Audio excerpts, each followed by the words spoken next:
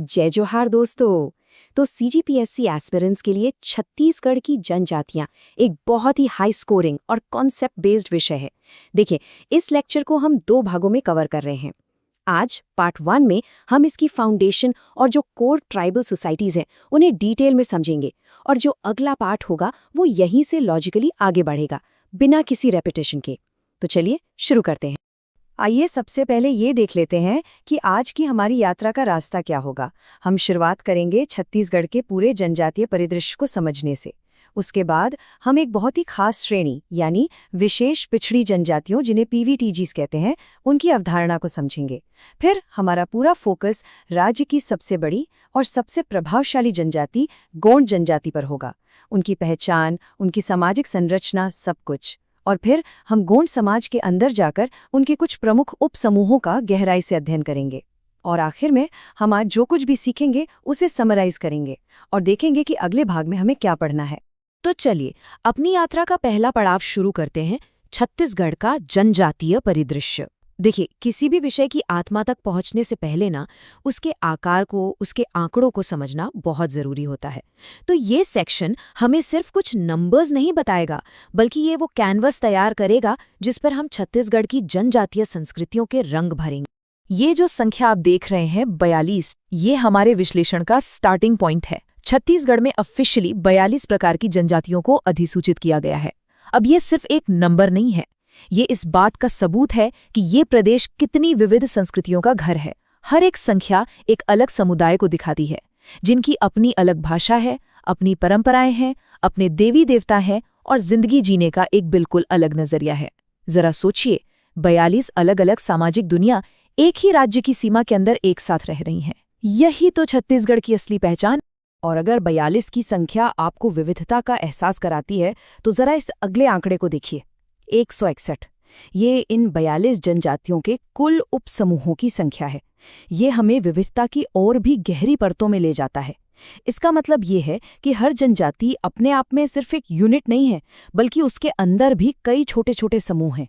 ये उपसमूह अक्सर उनके काम, रहने की जगह या किसी खास रीति रिवाज के आधार पर बटे होते हैं। आप इसे एक बहुत बड़े पेड़ की तरह समझ सकते हैं, जिसकी 42 मोटी मोटी शाखाएं हैं, और उन शाखाओं से फिर 161 छोटी बड़ी डालियां निकल रही हैं, जो इस पूरी सामाजिक संरचना को और भी ज्यादा कॉम्प्लेक्स और रिच बनाती हैं। अब एक सवाल मन में आता है कि ये आंकड़े 42 और 161 ये आते कहाँ से हैं? इनका आधार क्या है? तो देखिए, इनका आधार है भारत की जनगणना और सरकारी सर्वेक्षण। ये जानकारी पूरी तरह से प्रामाणिक और आधिकारिक स्रोतों से ली गई है।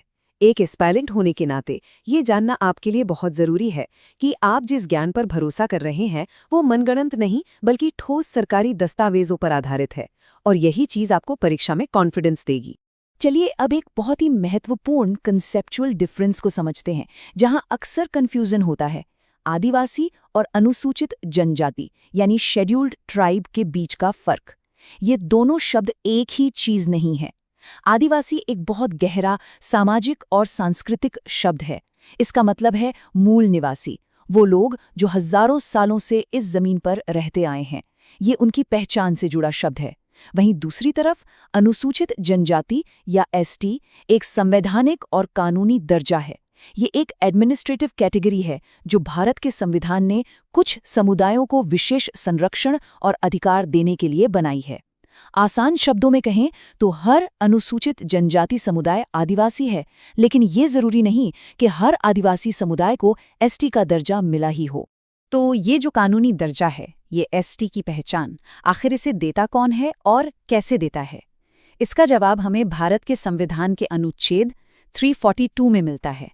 ये आर्टिकल भारत के राष्ट्रपति को ये शक्ति देता है कि वो किसी भी राज्य के राज्यपाल से सलाह करने के बाद एक पब्लिक नोटिफिकेशन के जरिए उन जनजातियों या समुदायों को स्पेसिफाई कर सकते हैं जिन्हें उस राज्य के लिए अनुसूचित जनजाति माना जाएगा। एक बार राष्ट्रपति द्वारा ये लिस्ट नोटिफाई हो गई तो उसमें कोई भी बदलाव सिर्फ और सिर्फ संसद ही कानून बनाकर कर सकती है। तो यहाँ क्रूशल पॉइंट ये है कि किसी समुदाय को एसटी लिस्ट में शामिल करने की प्रक्रिया एक संवैधानिक प्रक्रिया है, जिसकी अंतिम शक्ति केंद्र के पास है। अच्छा, जब हमने संख्या और परिभाषा समझ ली है, तो अब जरा छत्तीसगढ़ के नक्शे पर ध्यान देते हैं। जब भी हम छत्तीसगढ़ की जनजातियों की बात करते हैं, तो एक नाम जो सबसे पहले दिमाग में आता है, वो है बस्तर। बस्तर संभाग को छत्तीसगढ़ की जनजातीय आबादी का सांस्कृतिक और जनसांख्यिकीय गढ़ या हार्टलैंड कहा जाता है। ऐसा इसलिए है क्योंकि राज्य की कुल जनजातीय आबादी का एक बहुत बड़ा हिस्सा इसी इलाके में रहता है। यहाँ के घने जंगल, ऊंचे पहाड़ और नदियाँ, इन सब ने मिलकर एक ऐसा माहौल बनाया जहाँ सदियों तक बाहरी दुनिया का असर बहुत कम रहा, और इसी भौगोलिक अलगाव ने बस्तर की जनजातियों को अपनी अनूठी और समृद्ध संस्कृतियों को आज तक बचाए रखने में मदद की है। तो इस पूरी जानकारी का हमारी सीजीपीएससी की तैयारी से क्या लेना देना है, इसे समझना बहुत जरूरी है। देखिए, प्रीलिम्स परीक्षा में आपसे सीधे सीधे फैक्ट्स पूछे जाएंगे, जैसे छत्तीसगढ़ में कुल कितनी अधिसूचित जनजातियां हैं, या अबुझमाड़िया जनजाति मुख्यतः किस जिले में पाई जाती है। लेकिन मेंस की परीक्षा में आपकी कॉन्सेप्चुअल अंडरस्टैंडिंग को परखा जाएगा। वहां सवाल आ सकता है कि आदिवासी और अनुसूचित जनजाति के बीच के अंतर को स्पष्ट करते हुए अनुच्छेद 342 के महत्व को समझाइए, या फिर बस्तर को जनजातीय संस्कृति का गढ़ क्यों कहा जाता है, विश्लेषण कीजिए। इसलिए तथ्यों को रटने के साथ साथ उनकी गहराई में जाकर कॉन्सेप्ट्स को समझना सफलता के लिए बहुत जरूरी है। अब तक हमने पूरे जनजातीय परिदृश्य की एक बड़ी तस्वीर देखी, लेकिन इस बड़े समूह के अंदर भी कुछ समुदाय ऐसे हैं जो विकास की दौड़ में बहुत ज्यादा पीछे रह गए हैं। तो अब हम अपना ध्यान उन्हीं पर केंद्रित करेंगे। हमारा अगला खंड है विशेष पिछड़ी जनजातियां, जिन्हें हम पर्टिकुलरली वल्नरेबल ट्राइबल ग्रुप्स या PVTGs के नाम से जानते हैं। ये एक ऐसा विषय है जो न केवल परीक्षा के लिए बल्कि एक जागरूक नागरिक होने के नाते भी समझना बहुत जरूरी है। तो ये PVTG आखिर हैं क्या? दरअसल ये सरकार द्वारा बनाया गया एक क्लासिफिकेशन है। ये उन जनजातीय समूहों की पहचान करने के लिए है जो बाकी जनजातियों की तुलना में भी ज्यादा कमजोर और पिछड़े हुए हैं। एक दिलचस्प बात यह है कि पहले इन्हें आदिम जनजातीय समूह या प्रिमिटिव ट्राइबल ग्रुप्स कहा जाता था, लेकिन ये जो शब्द है आदिम या प्रिमिटिव, इसमें एक तरह की हीन भावना छिपी थी। ऐसा लगता था जैसे ये शब्द उन समुदायों को असभ्य बता रहा हो। इसी असंवेदनशीलता को दूर करने के लिए सरकार ने इसका नाम बदलकर विशेष रूप से कमजोर जनजातीय समूह कर दिया। ये सिर्फ नाम का बदलाव नहीं था, बल्कि इन समुदायों के प्रति सम्मान और उनकी जरूरतों को समझने की दिशा में एक बड़ा वैचारिक कदम था।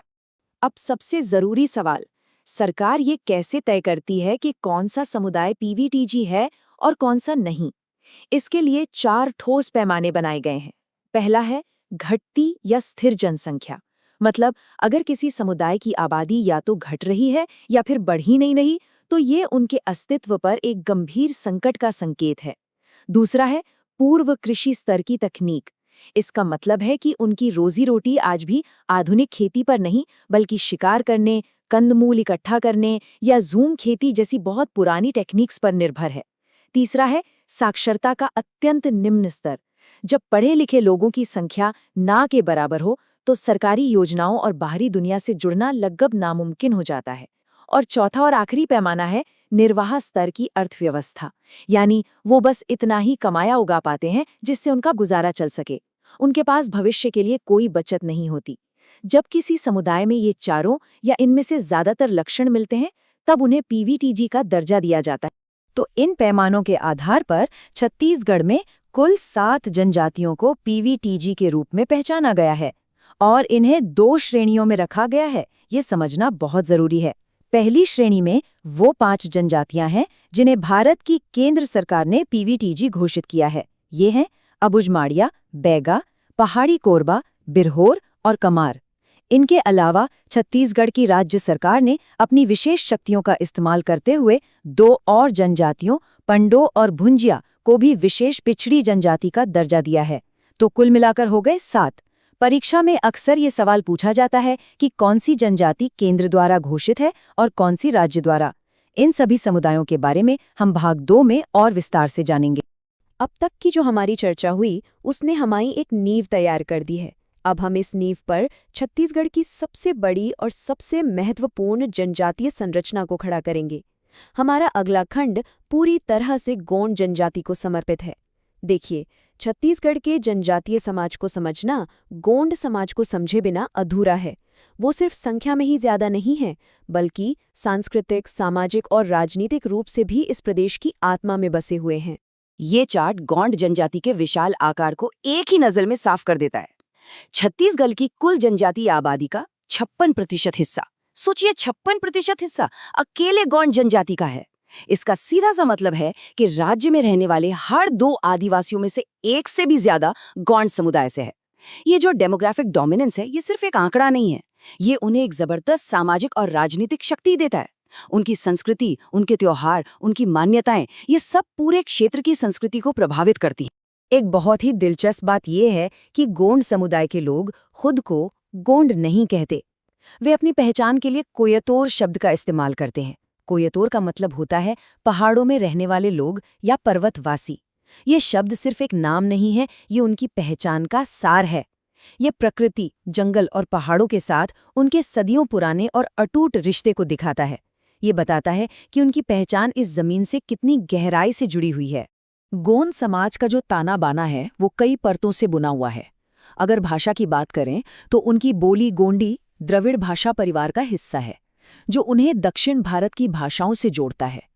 उनका सामाजिक ढांचा गोत्र व्यवस्था पर आधारित है, जो काफी जटिल है और उनके शादी ब्याह के संबंधों को कंट्रोल करता है। ऐतिहासिक रूप से देखें तो गोंड समाज में 2 प्रमुख वर्ग रहे हैं, राजगोंड जो शासक और जमींदार वर्ग थे, और दूसरे धुरगोंड जो आम लोग थे। हालांकि आज ये बंटवारा उतना सख्त नहीं है, लेकिन सामाजिक प्रतिष्ठा में इसका असर कहीं-कहीं आज भी देखने को मिलता है। इन्हीं सब वजहों से गोंड जनजाति को इस क्षेत्र की राजनीतिक और सांस्कृतिक रीढ़ की हड्डी माना जाता है। अब एक अभ्यर्थी के मन में ये सवाल आना बहुत स्वाभाविक है कि भाई हम इतनी गहराई में पढ़ तो रहे हैं, लेकिन सीजीपीएससी असल में गोंड जनजाति से जुड़े सवाल पूछता कैसे है? क्या हमें हर एक चीज याद करनी होगी? इसका जवाब है नहीं। आपको सब कुछ रटना नहीं है, बल्कि कुछ खास पॉइंट्स पर फोकस करना है। सीजीपीएससी अक्सर खास शब्दावली पर प्रश्न पूछता है, जैसे कोयतोर का क्या अर्थ है या घोटुल किस जनजाति से संबंधित है। वो सामाजिक विभाजन पर भी सवाल पूछते हैं, जैसे राजगोंड और धुरगोंड में क्या अंतर है। और सबसे ज्यादा जरूरी है उनके प्रमुख उपसमूह और उनकी खास सांस्कृतिक प्रथाएं। तो इसीलिए अब हमारा ध्यान इन्हीं उपसमूहों पर होगा। तो चलिए अब गोंड समाज के इस विशाल सागर में और गहराई में उतरते हैं और उनकी कुछ प्रमुख धाराओं यानी उनके उपसमूहों से मिलते हैं। हमारा पहला पड़ाव है अबुझ माड़िया जनजाति। ये गोंडों का वो उपसमूह है जो अपनी दुर्गम जीवन शैली और बाहरी दुनिया से अपने अलगाव के लिए जाना जाता है। जैसे जैसे हम आगे बढ़ रहे हैं, ये याद रखना जरूरी है कि हमारी सारी जानकारी प्रामाणिक ग्रंथों और रिसर्च पर आधारित है। यहाँ आप स्रोत सामग्री का एक हिस्सा देख सकते हैं जो अबुझ माड़िया जनजाति की पृष्ठभूमि पर रोशनी डालता है। ये हमारी चर्चा को एक विश्वसनीयता और एक एकेडमिक बेस देता है। अबुझ माड़िया की पहचान तो उनके नाम में ही छिपी है। अबुझ माड़ का मतलब है अबुझ या अज्ञात पहाड़ियां। ये समुदाय नारायणपुर जिले के इन्हीं घने जंगलों और दुर्गम पहाड़ों में रहता है। उनकी खेती की जो पद्धति है उसे पेंडा कहते हैं, जो एक तरह की शिफ्टिंग कल्टीवेशन या झूम कृषि है। उनके समाज में घोटुल नाम के युवा गृह का बहुत महत्व है, जो अविवाहित लड़के लड़कियों के लिए एक सामाजिक शिक्षण संस्थान जैसा है। घोटुल के पुरुष सदस्यों को लेऔर कहा जाता है और महिला सदस्यों को लायास्कू, और मृत्यु के बाद होने वाले एक खास स्तंभ संस्कार को अनल गड़या के नाम से जाना जाता है। ये सभी शब्द प्रीलिम्स के लिए बहुत ज्यादा महत्वपूर्ण है। अबुझ माड़ की रहस्यमयी पहाड़ियों से निकलकर अब हम उस समुदाय की ओर चलते हैं जो अपने एक विश्व प्रसिद्ध नृत्य के लिए जाना जाता है। हमारा अगला समूह है दंडामी माड़िया, जिन्हें अक्सर बाइसन हॉर्न माड़िया के नाम से भी पुकारा जाता है, और ये नाम ही उनकी पहचान का प्रतीक है। दंडामी माड़िया की सबसे बड़ी पहचान है उनका गौर नृत्य। ये एक बहुत ही शानदार और ऊर्जा से भरा हुआ नृत्य है। इसकी सबसे खास बात है पुरुष नर्तकों द्वारा पहना जाने वाला मुकुट। ये मुकुट जंगली भैंसें, जिसे गौर या बाइसन कहते हैं, उसके सींगों से सजा होता है। ये सिर्फ एक सजावट नहीं है, बल्कि ये बाइसन की शक्ति, साहस और आक्रामकता का प्रतीक है। इस नृत्य के जरिए वे बाइसन की आत्मा को बुलाते हैं और उसकी शक्ति को खुद में महसूस करते हैं। तो इसी गौर नृत्य की वजह से इन्हें बाइसन हॉर्न माड़िया कहा जाता है। नृत्य के अलावा इनकी एक और खासियत है अपने मृतकों की याद में लकड़ी या पत्थर के स्मारक स्तंभ लगाना, जो उनकी पितृ पूजा की परंपरा को दिखाता है। उनके पारंपरिक घर को वेदुकुर्मा कहा जाता है। और एक बहुत ही महत्वपूर्ण तथ्य, प्रसिद्ध मानव विज्ञानी वेरियर एल्विन उनके गौड़ नृत्य से इतने प्रभावित हुए थे कि उन्होंने इसे दुनिया का सबसे सुंदर नृत्य कहा था। ये स्टेटमेंट अपने आप में एक महत्वपूर्ण फैक्ट है जो परीक्षा में पूछा जा सकता है। हमारा अगला पड़ाव है मुरिया जनजाति, जो गोंडों का एक और बहुत ही महत्वपूर्ण और प्रसिद्ध उपसमूह है। मुरिया जनजाति अपनी बहुत ही जीवंत संस्कृति और अपनी एक अनूठी सामाजिक संस्था के लिए पूरी दुनिया में जानी जाती है। एक ऐसी संस्था जिसने दुनिया भर के समाज शास्त्रियों को अपनी ओर खींचा है। मुरिया समाज के केंद्र में है उनकी संस्था घोटुल। देखिए, ये सिर्फ अविवाहित लड़के लड़कियों के रहने की जगह नहीं है, ये एक तरह से एक पूरा विश्वविद्यालय है। यहाँ पर युवा अपनी संस्कृति, अपने गीत, अपनी नृत्य कला, अपने समाज के नियम और अपनी जिम्मेदारियां सीखते हैं। ये संस्था उन्हें एक बेहतर और जिम्मेदार नागरिक बनने के लिए तैयार करती है। घोटुल उन्हें साथ मिलकर रहना, सहयोग करना और अनुशासन सिखाता है। ये मुरिया समाज की सांस्कृतिक विरासत को एक पीढ़ी से दूसरी पीढ़ी तक पहुंचाने का सबसे शक्तिशाली जरिया है। जैसा कि हमने कहा, हमारे अध्ययन का आधार हमेशा प्रामाणिक स्रोत होते हैं। ये स्रोत ग्रंथ भी मुरिया जनजाति की सामाजिक प्रथाओं और खास तौर पर घोटुल के महत्व को रेखांकित करते हैं। इससे हमें ये पता चलता है कि घोटुल जैसी संस्थाओं का अध्ययन सिर्फ एक एकेडमिक इंटरेस्ट का विषय नहीं है, बल्कि ये हमारे सिलेबस का एक जरूरी हिस्सा है और परीक्षा में इससे सीधे सीधे प्रश्न पूछे जाने की बहुत ज्यादा संभावना है। इस भाग में हम जिस आखिरी गोंड उपसमूह पर चर्चा करेंगे वो है दोरला जनजाति। हालांकि ये संख्या में शायद दूसरे उपसमूहों जितने बड़े नहीं हैं, लेकिन इनकी अपनी खास सामाजिक और सांस्कृतिक पहचान है जो इन्हें यूनिक बनाती है और हमारे अध्ययन के लिए जरूरी बनाती है। आइए दोरला जनजाति की कुछ प्रमुख विशेषताओं पर एक नजर डालते हैं। ऐसा माना जाता है कि उनका नाम दोरा शब्द से निकला है, जिसका स्थानीय बोली में मतलब होता है स्वामी या मुखिया। ये उनके समाज में एक अच्छी खासी लीडरशिप ट्रेडिशन की ओर इशारा करता है। अगर हम लोकेशन की बात करें तो ये मुख्य रूप से छत्तीसगढ़ के दक्षिणी छोर पर गोदावरी नदी के बेसिन एरिया में पाए जाते हैं, जिससे ये पड़ोसी राज्यों की जनजातियों के संपर्क में भी आते हैं। और सामाजिक वर्गीकरण के हिसाब से इन्हें कोया जनजाति का ही एक उपसमूह माना जाता है। और इसी के साथ हम आज की अपनी इस विस्तृत यात्रा के अंतिम पड़ाव पर पहुंच गए हैं। चलिए एक बार जल्दी से देख लेते हैं कि हमने आज क्या-क्या महत्वपूर्ण चीजें सीखी हैं। तो इस भाग में हमने एक बहुत मजबूत नींव रखी है। हमने छत्तीसगढ़ के विशाल जनजातीय परिदृश्य को आंकड़ों और परिभाषाओं के साथ समझा। हमने पीवीटीजीज की संवेदनशील अवधारणा को और उन्हें पहचानने के पैमानों को गहराई से जाना। और सबसे जरूरी, हमने राज्य की सबसे बड़ी जनजाति गोंड और उनके प्रमुख उपसमूहों की सामाजिक संरचना और सांस्कृतिक पहचान का एक विस्तृत अध्ययन किया है। तो इस भाग में हमने नींव, पीवीटीजी की अवधारणा और गोंड समाज को पूरी तरह से समझ लिया है। अगला भाग ठीक यहीं से तार्किक रूप से आगे बढ़ेगा, जहां हम बैगा, बिरहोर, कमार जैसी अन्य महत्वपूर्ण जनजातियों, उन्नत जनजातियों और साथ ही विवाह प्रणालियों, धर्म और अर्थव्यवस्था जैसे व्यापक विषयों को कवर करेंगे। पिछली पार्ट में हमने छत्तीसगढ़ के ट्राइबल स्ट्रक्चर, पीवीटीजी कॉन्सेप्ट और गोंड सोसाइटी के सारे कोर एस्पेक्ट्स को कंप्लीट कर लिया था।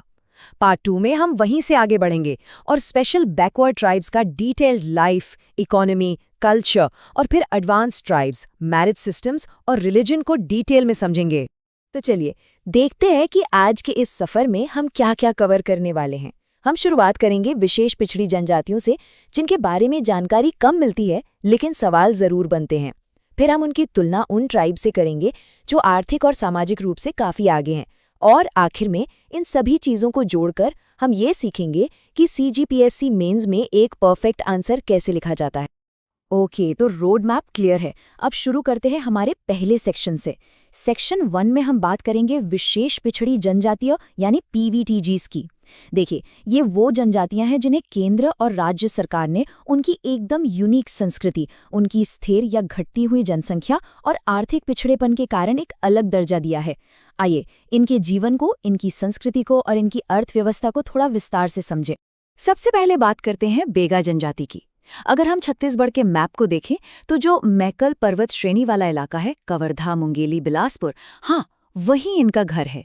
ये सिर्फ पॉपुलेशन में ही पीवीटीजीज में सबसे बड़े नहीं हैं, बल्कि इनका सोशल स्टेटस भी काफी ऊंचा है।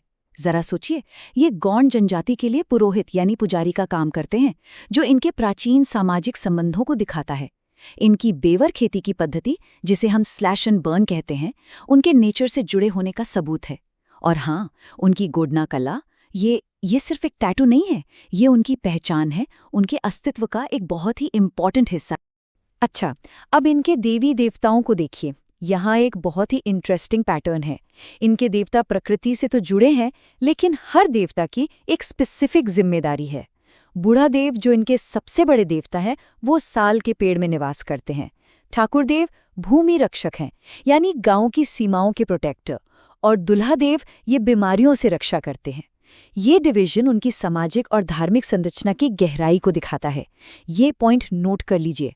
मेंस में जब आप बैगा जनजाति पर आंसर लिखेंगे तो इन तीनों देवताओं का जिक्र करना आपके आंसर को एक अलग ही वेटेज देगा।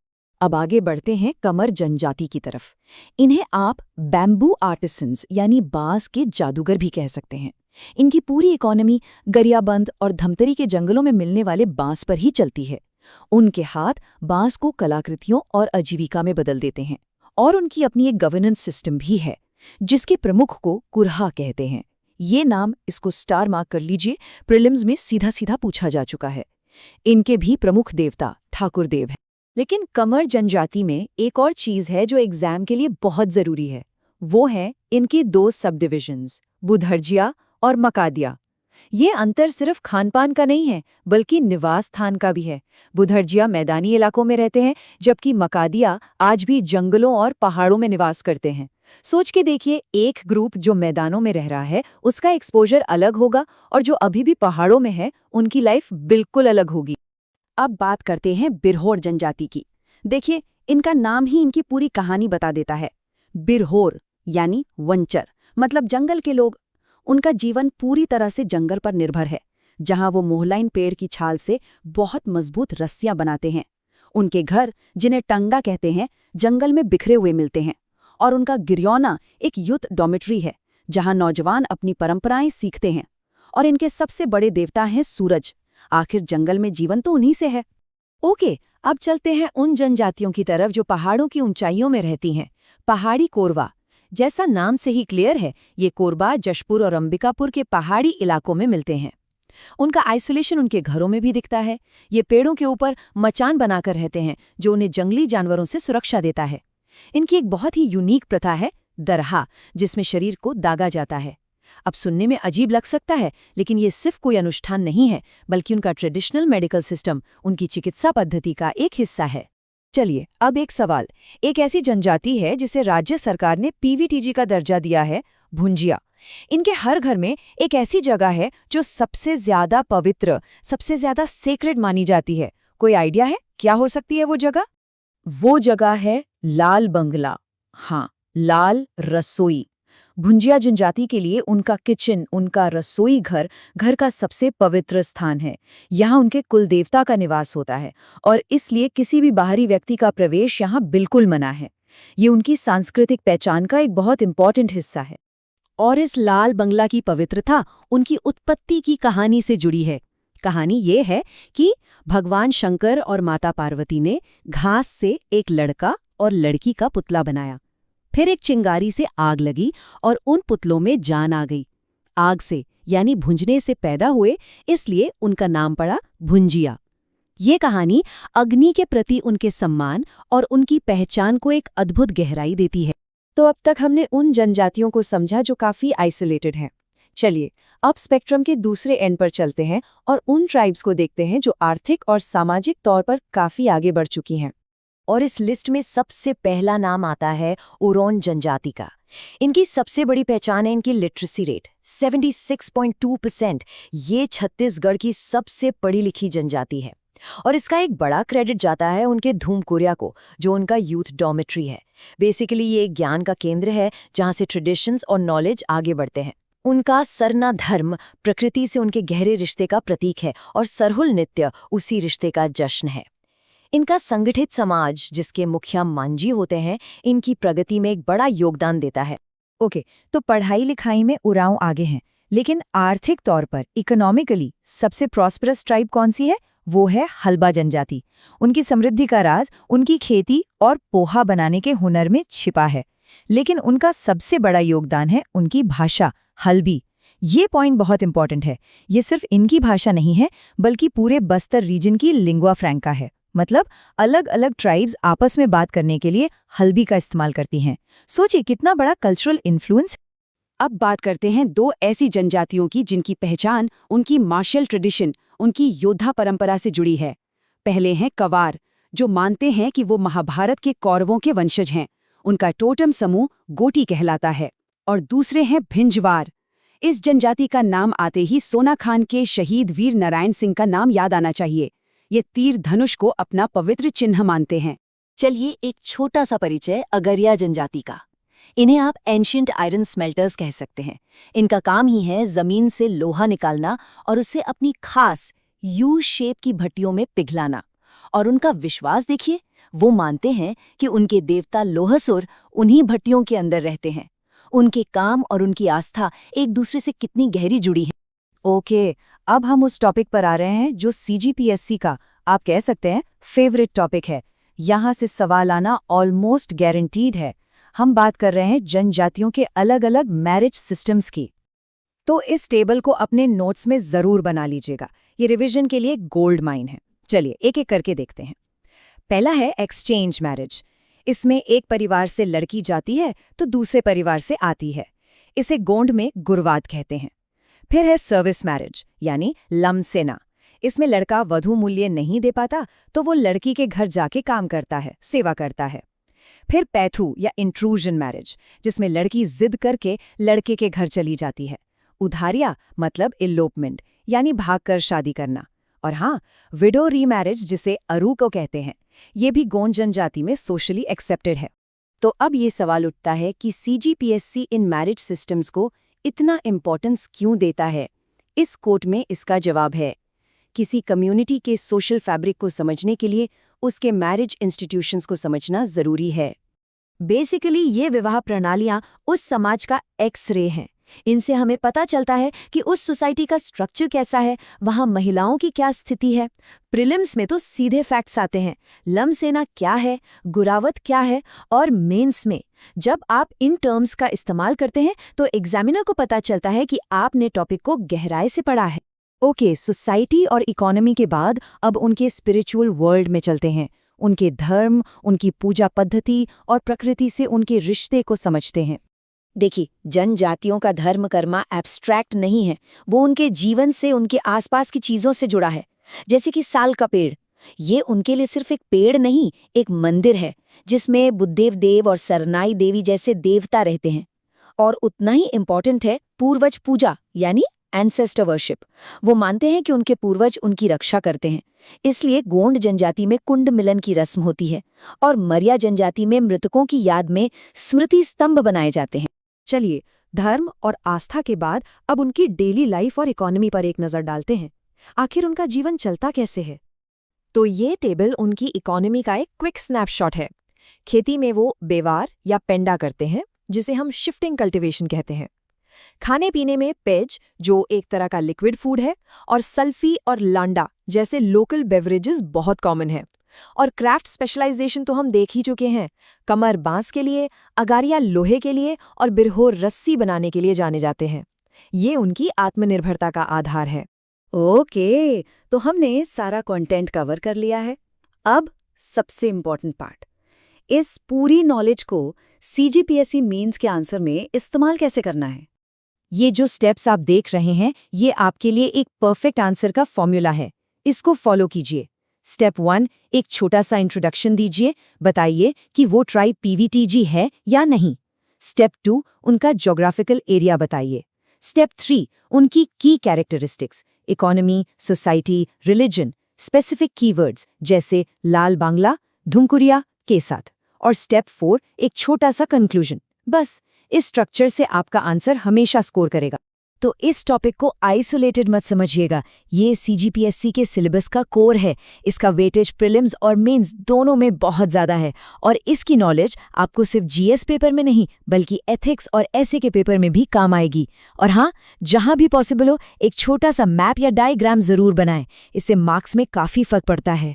तो इस पूरी चर्चा के बाद मैं आपको इस एक सवाल के साथ छोड़ना चाहता हूँ कि आखिर एक स्टेट, एक प्रशासन, विकास और विरासत के बीच में, डेवलपमेंट और कल्चर के बीच में संतुलन कैसे बना सकता है। ये एक ऐसा सवाल है जो एक होने वाले ऑफिसर के तौर पर हम सबको सोचना चाहिए। अगर आपको लगता है कि ये कंटेंट आपके प्रिपरेशन को थोड़ा सा भी स्ट्रांग बना रहा है, तो चैनल को सपोर्ट करना ही हमें और स्ट्रक्चर्ड एग्जाम ओरिएंटेड लेक्चर्स लाने की स्ट्रेंथ देता है।